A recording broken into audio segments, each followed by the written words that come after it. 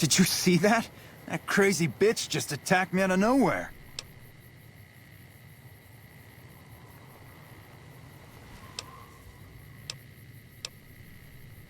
Not for long. I met her on the road a few days ago, and we've been traveling together since. We'd actually been flirting a little when she suddenly pulled a gun out and began yelling at me to hand my caps over. Now that I think of it, though, she laughed when I threw her my money. I think what she really wanted was my Lucky Charm necklace. Yeah, every once in a while you can find a cap with a blue star on it. They're pretty rare, so I started collecting them. And once I had enough, I made a necklace out of them, since I thought they were lucky.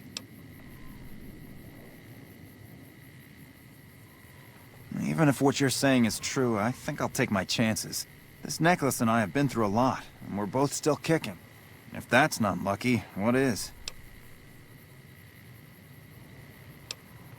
I will. That's the last time I pick up a straggler on the road, believe me.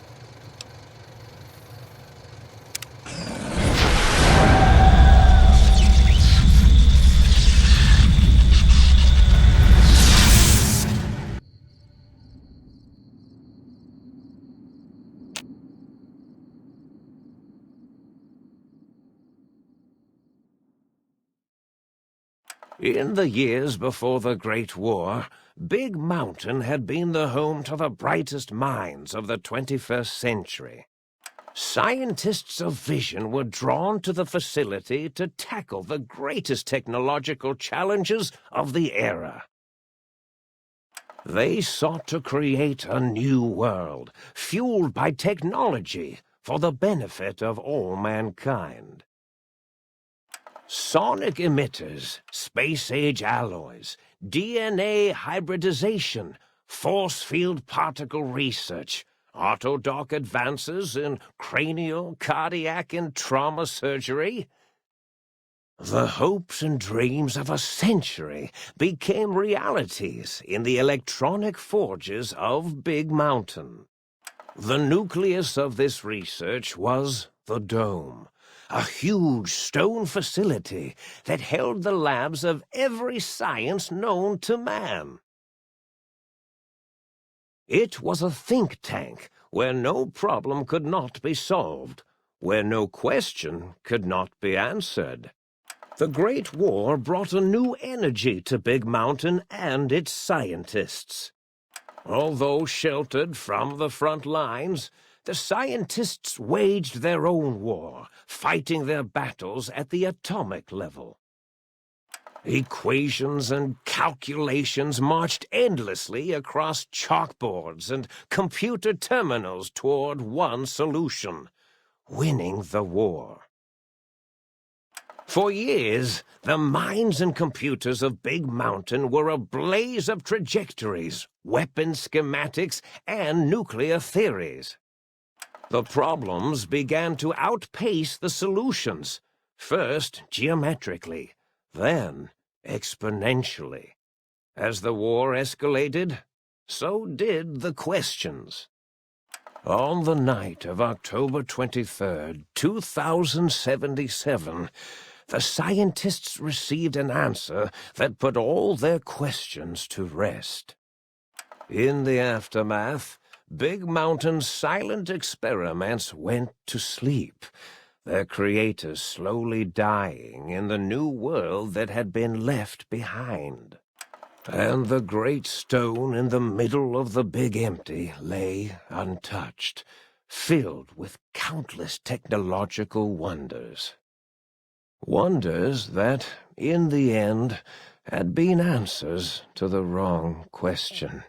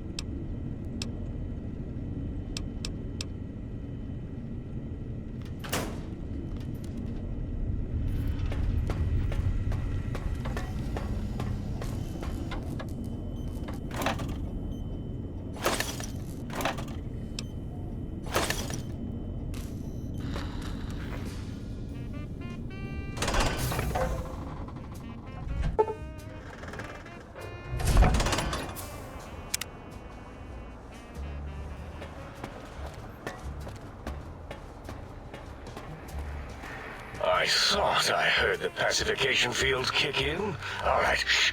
Nobody move. I'll handle this. Be warned, intruder. You are in the presence of the mighty think tank of Big Mountain. The collective geniuses of... We... By Oppenheimer, which one of you self-professed geniuses has been adjusting my volume knob? Who was it? Was it you, 8? Oh, Dr. O, was it? Likely story. O couldn't spark 2 neurons if they were in a lattice of biomed gel. What? Me? Breaking news, Klein. It wasn't me, all right? I'm the robotical engineer. 8 is sound waves. That's his specialty. You always do this. You always demean me in front of guests. And it's not O, all right? It's... Enough! Either of you do it again, it'll be the last time. Now... Great. Now I forgot what I was saying. What was I talking about?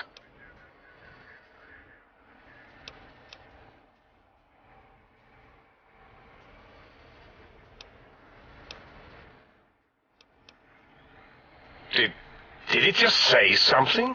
Anyone catch that? Boros, you work with animals. Translate. It's a lobotomite. Here, in the dome. Oh, as if this situation couldn't get any worse. Now we've got lobotomites. Dala, get the spray before it excretes all over everything.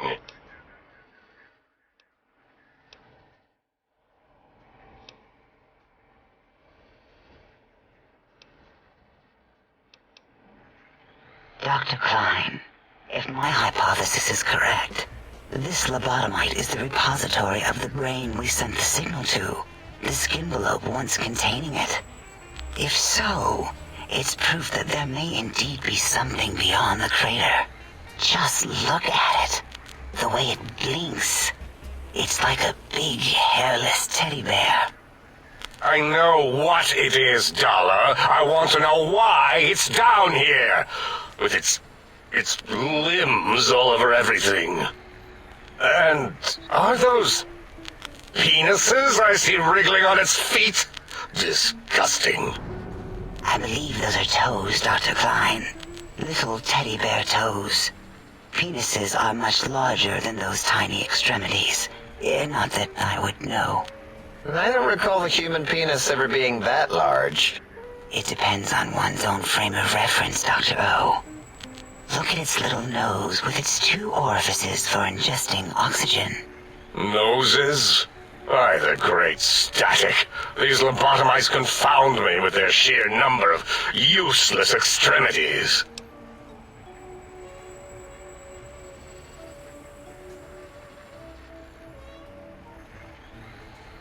Now it's holding up an array of fully erect hand penises. If it tries to insert them, activate vivisectors. Dr. Klein, wait. I don't believe those gestures were random. Random at all. It's been following our conversation. The lobotomite understands us. I agree with Boros's histrionic findings. This little lobotomite is unusually attentive for something whose brain has been extracted. Nonsense! Lobotomites can't comprehend us! 8, have you been in the mentats again? If we slow down our oral processoreceptors to understand this excretion, we'll all be rendered ignorant. All of you, power down, shut up, and let me prove once and for all how wrong you all are. As usual. Lobotomite, do you understand me? Can you speak?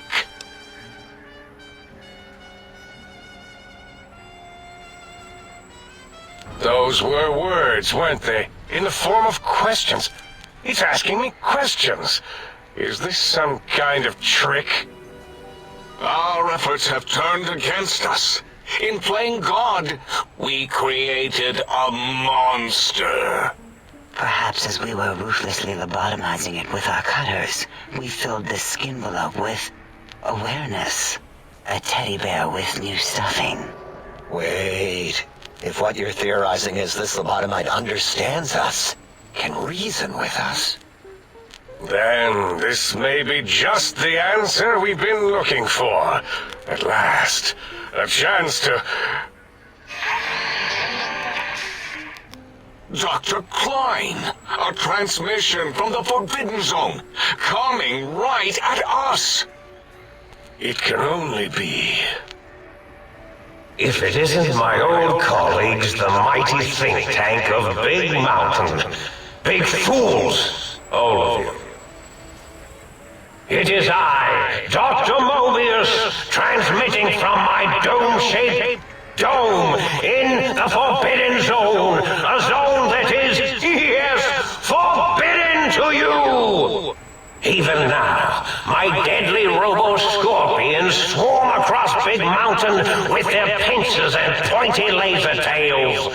Soon, all science will be mine!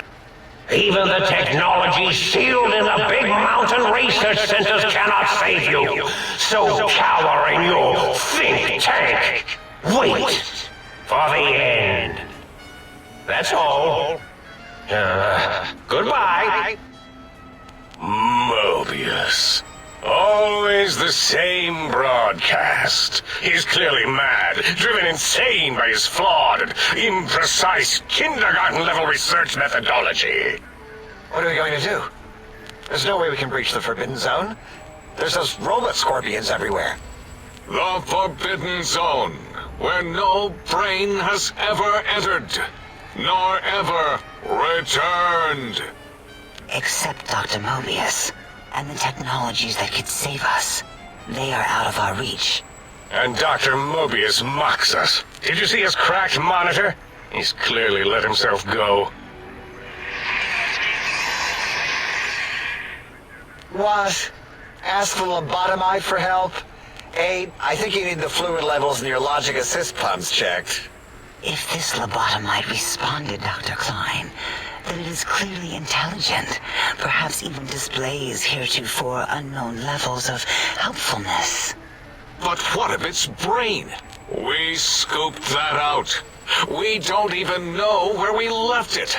And for putting it back in, none of us have the knowledge. Yes, but it's still aware and responsive. Look at it. It's regarding us even now, with its big teddy bear eyes. If we ask it politely, and leave the part about the unnecessary, ruthless lobotomizing out, it might be favorably disposed to us.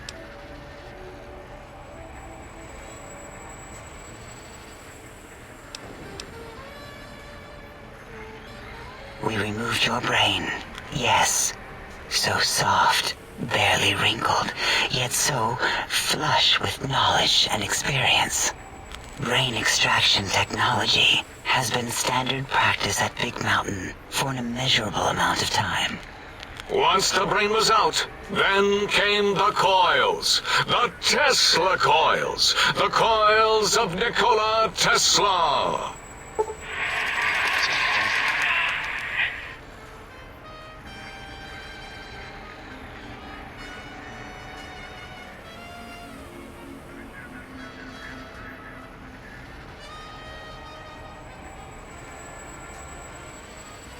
Yeah, Abe, no need to brag.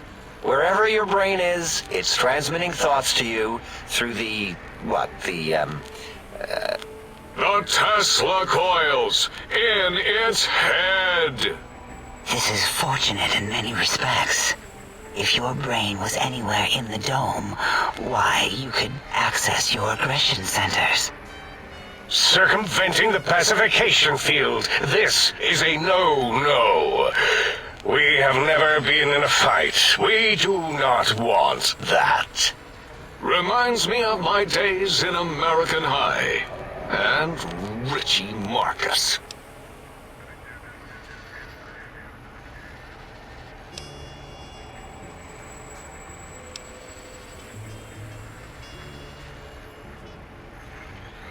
That is my responsibility. Although in truth, the Autodoc had done most of the work already.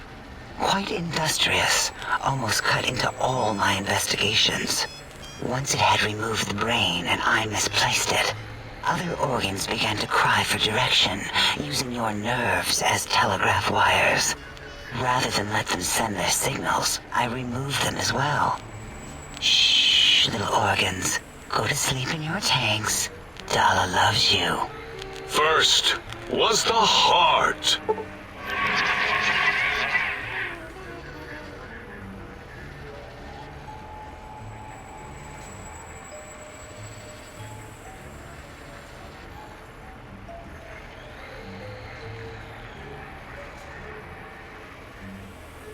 Wait, I mean, second was the heart. Brain was first. Third was the spine.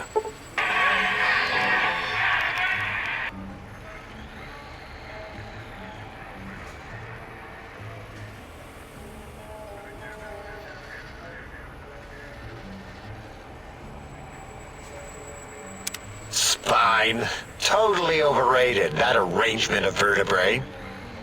Look at me, with my lumbar and thoracic curvature. Never had a use for any of that. Spineless is what I prefer.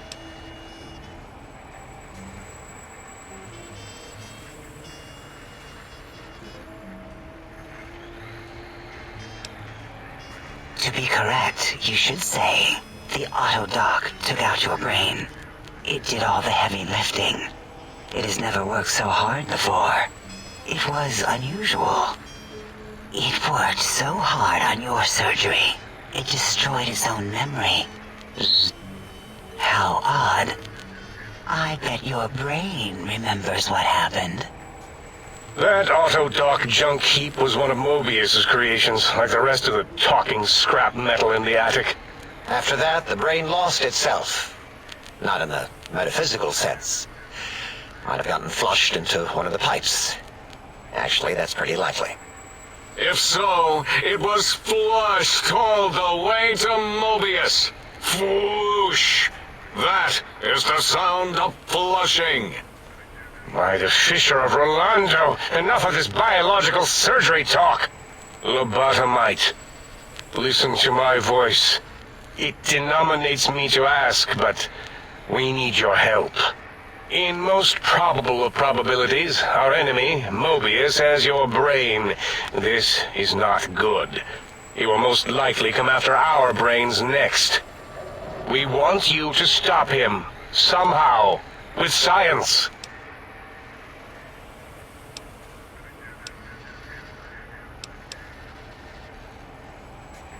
Yes, it is our only chance, a desperate plan that came to us after Mobius's first broadcast. Maybe, just maybe, if we reclaim these buried technologies, we can put an end to Mobius and the horrors spawning from the Forbidden Zone. The plan is very complicated. We are still calculating how it would work if it succeeded. That is our part of the plan.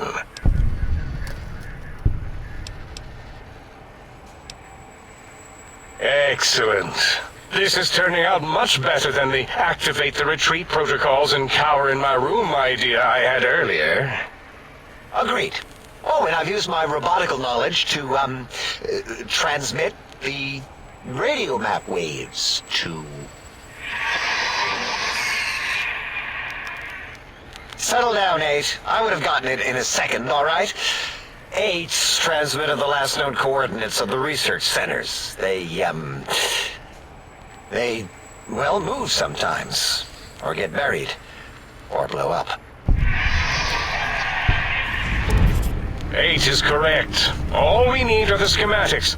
This does not mean we do not want the cold hard technology, however.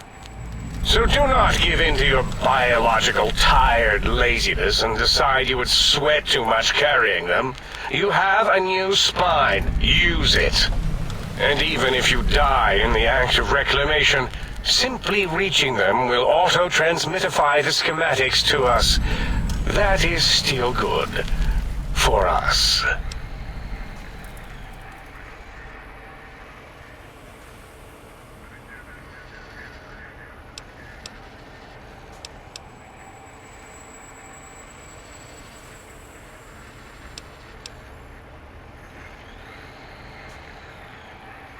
The technologies are the...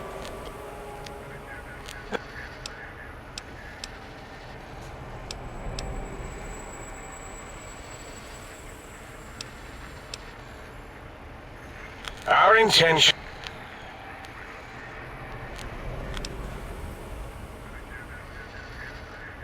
Ah, that is correct. You must walk upon your many penised feet. Much slower than our advanced hovering robotical frames. The little teddy bear could always run right into the pylon perimeter on its thick, turgid feet, returning it to us quickly and directly.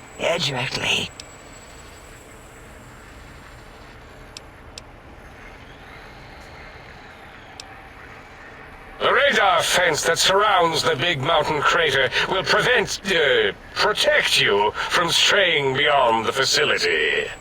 The mighty radar fence protects us all.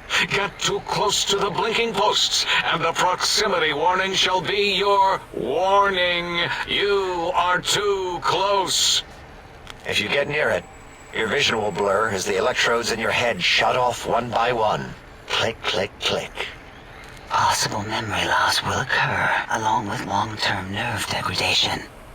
It is tied to not having a brain attached to your nervous system, but the nerve degradation is nothing to worry about. Such degradation would take many lifespans to become evident, and all biology dies. Such tiny inconveniences are less than the greater convenience and conveyance. You see, if rendered unconscious by the pylons, you will be returned to the sink, seemingly instantaneously by your deadened perceptions.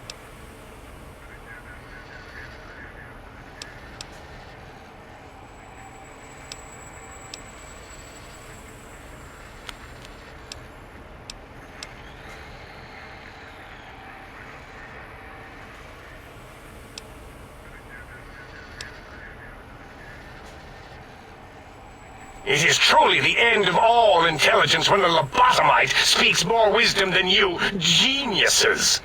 So, if we have the sound wave, sonic projecto thing gun, then what in Heisenberg's name do we need from X8? Anyone? I believe we need a new frequency embedded into the gun. It was designed to broadcast many sounds once charged. We just don't know the frequency. And it is lost in X8, just as X8 is forever lost to us.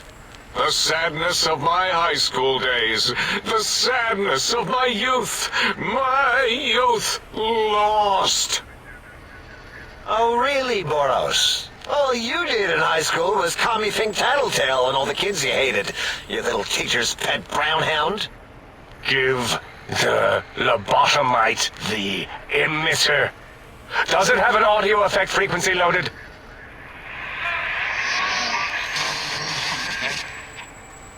Oh, I don't think so. Wait. What is he doing? I think he's sonjaculating into the gun. Getting it warmed up.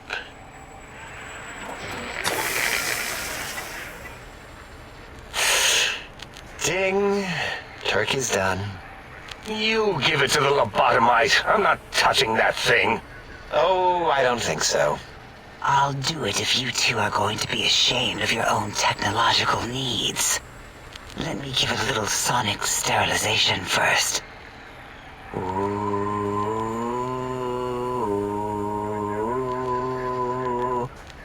All right. All antibacterial fresh. Here, my little teddy bear. I have thoroughly removed all Robco Termlink code spew from the device. It is clean, shiny, and ready for your hands.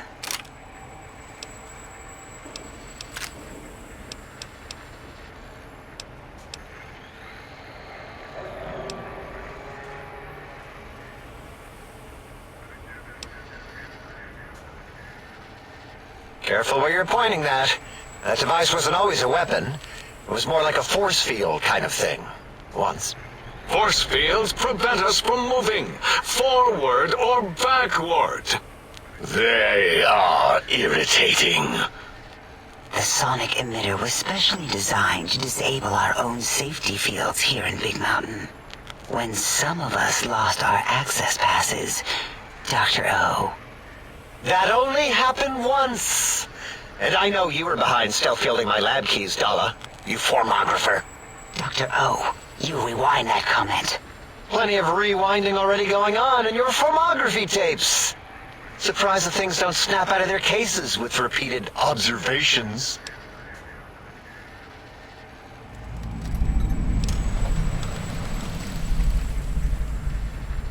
Yes.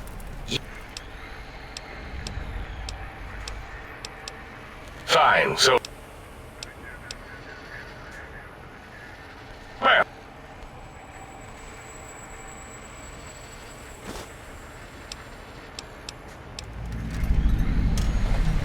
Are there other chips?